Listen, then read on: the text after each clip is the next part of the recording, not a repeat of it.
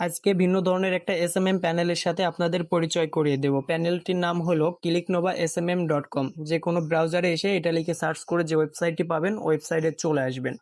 এই প্যানেলটি কেন অন্য প্যানেল থেকে ভিন্ন সেটা ভিডিওটি দেখলেই বুঝতে পারবেন। এটা হলো মেন ইন্টারফেস। আরেকটা বিষয়, যাদের ছোটখাটো এসএমএম প্যানেল আছে তবে ভালো কোনো এপিআই প্রোভাইডার পাচ্ছেন না, তারা চাইলে এখান থেকে এপিআই নিয়ে ব্যবহার করতে পারেন। এপিআইয়ের জন্য এক্সট্রা 10% ডিসকাউন্ট পাবেন সকল সার্ভিসের উপরে।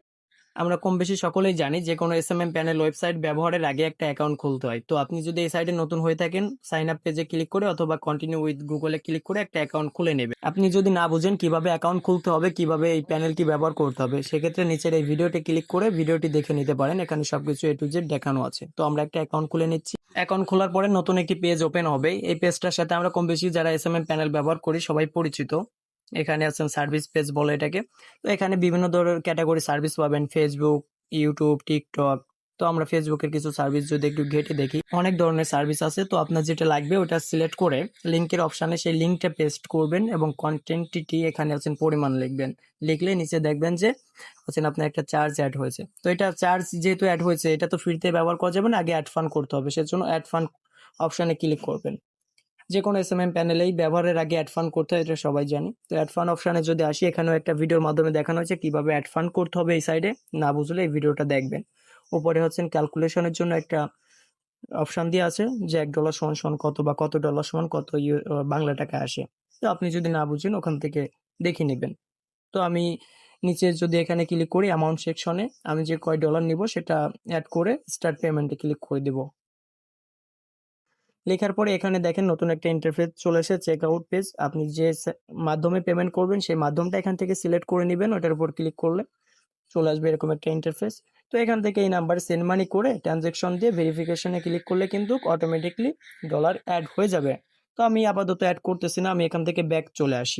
2 নম্বরে যে অপশান আছে এখানে যদি আমরা ক্লিক করি, সেক্ষেত্রে আমাদের আরও একটি পেজে নিয়ে আসবে।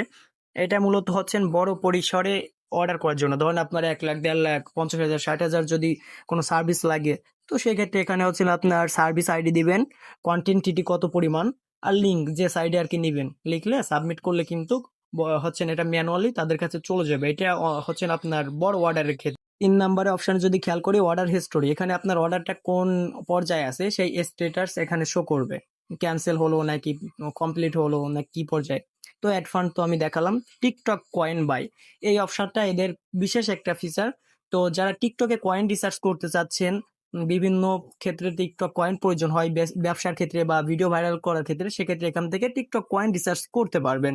এখানে 5টা প্যাকেজ দেওয়া আছে, যে প্যাকেজটা নিতে চান সেটা সিলেক্ট করবেন, অথবা নিচে কাস্টম প্যাকেজের অপশন আছে। আপনার যদি প্যাকেজের বাইরে কয়েন লাগে সেক্ষেত্রে এখানে হচ্ছেন আপনি টাইপ করে লিখে দিবেন যে আমার এত কয়েন লাগবে, জাস্ট অ্যামাউন্টটা লিখে দিবেন। এরপর প্রোমো কোড একটা অপশন পাবেন। এই অপশনে যদি আপনি এমন কোনো ভিডিও দেখেন যে ভিডিওতে এসএমএম প্যানেল নিয়ে বলা হয়েছে এবং সেখানে রেফার কোড দেওয়া হয়েছে, সেটা ব্যবহার করলে আপনি এক্সট্রা ডিসকাউন্ট পাবেন। আর একটু যদি নিচে আমরা চলে আসি, সেক্ষেত্রে এখানে হচ্ছেন আপনার অপশন হচ্ছেন টিকটক ইউজার আইডি ওর ইমেল। এই অপশানে আপনি যে টিকটক অ্যাকাউন্টে কয়েন রিসার্চ করবেন ওই অ্যাকাউন্টের ইউজার আইডি দিয়ে দিবেন, অথবা ইমেল দিয়ে খোলা থাকলে ইমেল নাম্বারটা দিয়ে দিবেন। তো আমি দেখানোর জন্য একটা ইমেল দিয়ে দিচ্ছি এখানে, এবং নিচে টিকটক পাসওয়ার্ড, এই অপশানে অপশন পাসওয়ার্ডটা সঠিকভাবে দিয়ে দিবেন। এরপর বাই নাও হোয়াটসঅ্যাপ নামে একটা বাটন থাকবে নিচে, এই বাটনে ক্লিক করে দিবেন। অটোমেটিকলি তাদের ইনবক্সে নিয়ে যাবে। দেখবেন যে আপনার ওখানে একটা অটো জেনারেট হয়ে গেছে এসএমএস। তো ওইটা তাদেরকে সেন্ড করে দিবেন। ওখানে আপনার অর্ডার আইডি, টাইম, কোন অ্যাকাউন্টে নিচ্ছেন সবকিছু ডিটেলস অর্ডার আকারে চলে গেছে, ফর্ম আকারে। তো ওইটা দেখে তারা আপনার সাথে যোগাযোগ করবে এবং পেমেন্ট বুঝে নিয়ে কয়েন বুঝিয়ে দিবে। এরপরের অপশন যদি দেখি টিকিট সাপোর্ট, তো এখানে হচ্ছেন আপনার সাপোর্টের জন্য একটা পেজ দেওয়া আছে।